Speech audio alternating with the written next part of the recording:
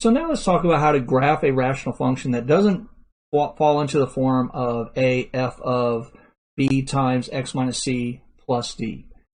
There's going to be a series of steps you have to do to actually graph these rational functions.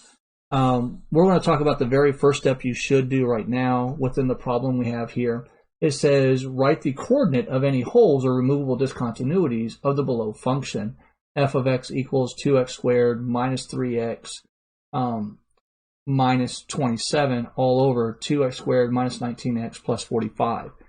Now, removable discontinuity, all that is something we're going to take out of the function, hence the part removable. And the discontinuity means whenever you graph it, you have to pick your pencil up and skip that actual part.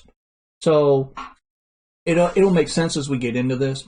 But like with all rational functions, the very first thing you should do is factor everything. Factor, factor, factor. If you're struggling with factoring, you can go back and look at the other videos I've done before on how to actually factor.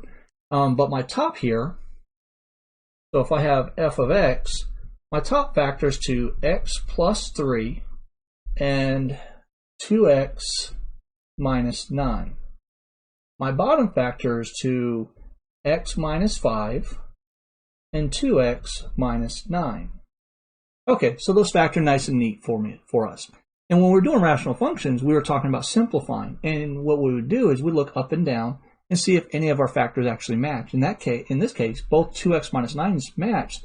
So we would reduce this and we would get a reduced rational function of x plus 3 over x minus 5.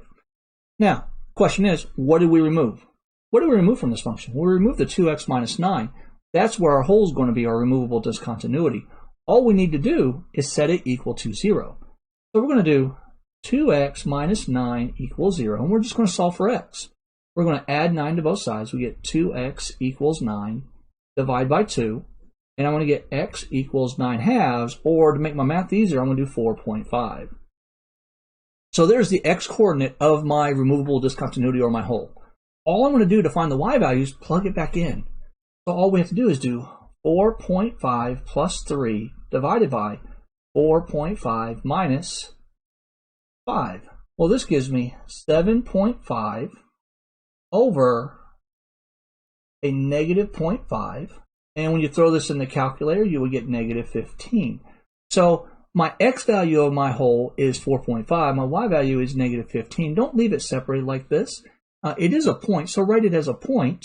So my actual point would be 4.5 negative 15. And voila, we're done. There is our removable discontinuity, or what we call the hole in the graph. That means if I put 4.5 in here, not going to work, which makes sense because 2 times 4.5 is 9. 9 minus 9 is 0, and I got 0 in the denominator. It's going to be one of our excluded values when we are solving.